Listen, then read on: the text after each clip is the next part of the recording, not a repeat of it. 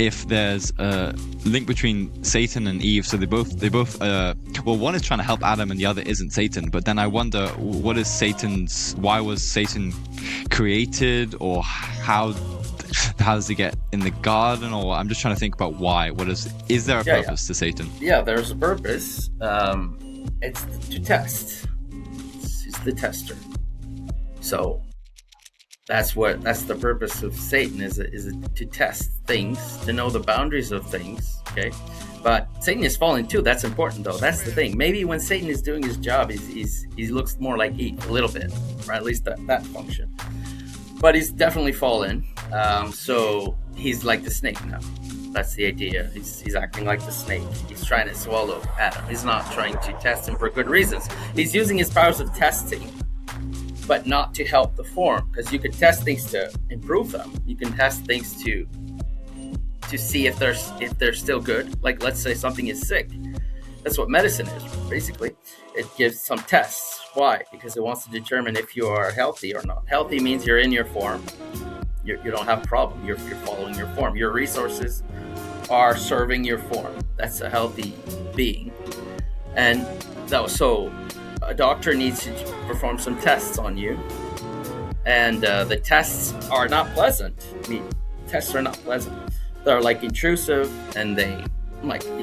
But your doctor could say, take your shirt off, things like that. They make you sometimes be naked and make you exposed. And so, because they got to be intrusive to find out if everything's working, right? If the form is correctly functioning. So tests are not fun. So, but a doctor does a test to help you. Okay, but the same kind of tests can be used to attack you. That's the thing.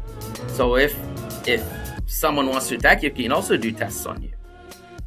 And the tests are not to help you.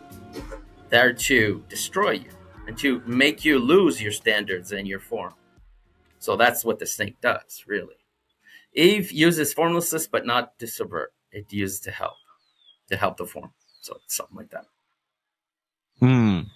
And when I think about Satan theologically, that makes me think, is Satan then...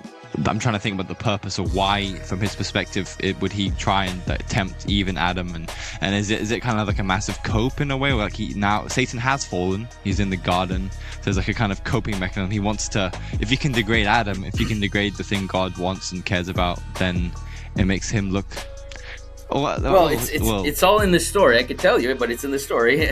It's simple. Yeah, Satan refuses to submit to God. It's that simple. He does not. God is above him. God determines him like he determines every being. God is like the highest law that all the forms come from. And he refuses that. So it's about him wanting to be not following his own form at first. So he wants to be free, in quotes. And so this kind of freedom that he wants is actually called death. That's the thing. It's death.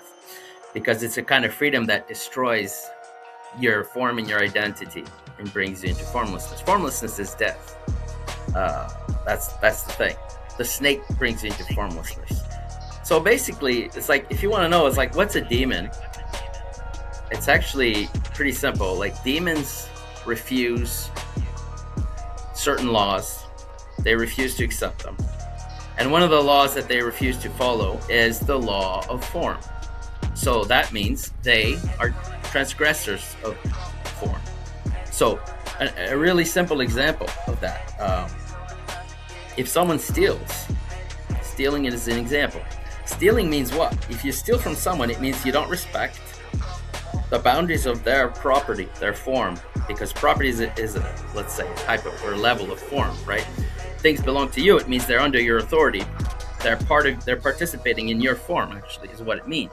It's basically what it is. So stealing is actually a big deal. It means you do not respect something really fundamental about reality, which is the separation of beings into different forms.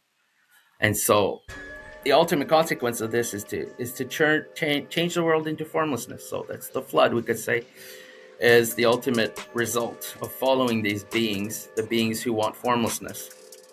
If you follow their logic and if you adopt their perspective, you'll turn the world into fluid. It's not good actually. Maybe some people think it is, but it's actually not. It's a world of chaos, basically lawlessness. So there's nothing good about it.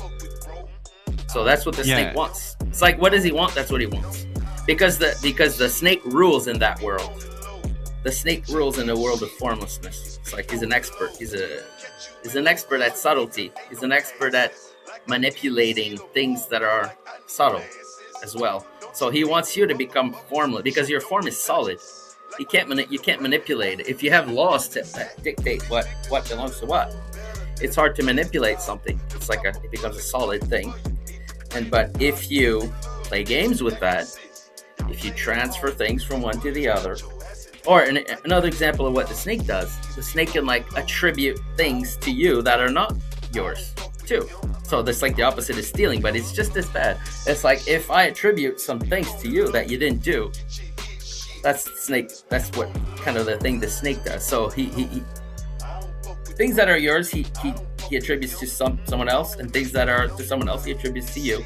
That's just another example of what the snake does. That's like forbidden. It's like a transgression. So there's all kinds of games that you could play if you accept these things, right? So that's what it is. It's like it's really simple, actually. And so it's like one of the characteristics of this formlessness too is to be covert. Like someone who has standards cannot contradict himself. It's one of the rules, basic rules of having a form and a standard. You don't contradict yourself. Otherwise, you're breaking yourself basically, and you're not trustable anymore, and people don't know what you are anymore. So you break your own laws, let's say, which is what contradicting yourself means basically. And so someone who wants to be a snake needs to be covert, because covertness gives you more powers of formlessness. Because if you're covert, you can contradict yourself now, because nobody knows ultimately who you are. So it's like you have different masks. You wear a mask, you say one thing, then you wear another mask, you say the opposite. You can contradict yourself, but nobody knows because you always have the mask on, right? They don't know the face behind it. So there's like different powers that come from being covert, really. You can contradict yourself, and you could give yourself certain forms, fake forms, disguises, we could say. That's what it is. When you're formless, you can disguise yourself in anything, and you can act with that. So in a way, formlessness is really powerful. It has a lot of powers that people that don't accept that will never have. We could say it's the powers of death, actually. That's what it is, the power of death. It's like dangerous to use these powers.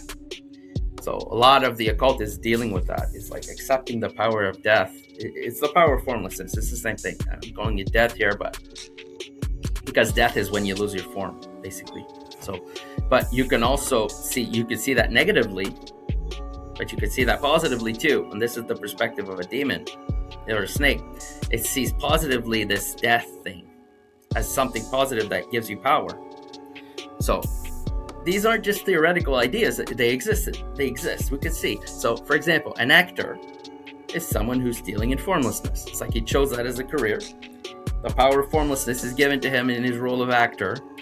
And now for him, it's good to lie. But it's not. We don't consider it bad, see, because we accepted this idea that it's in a certain domain of our civilization is made for these games here. And actually, this is the difference between Eve and the snake.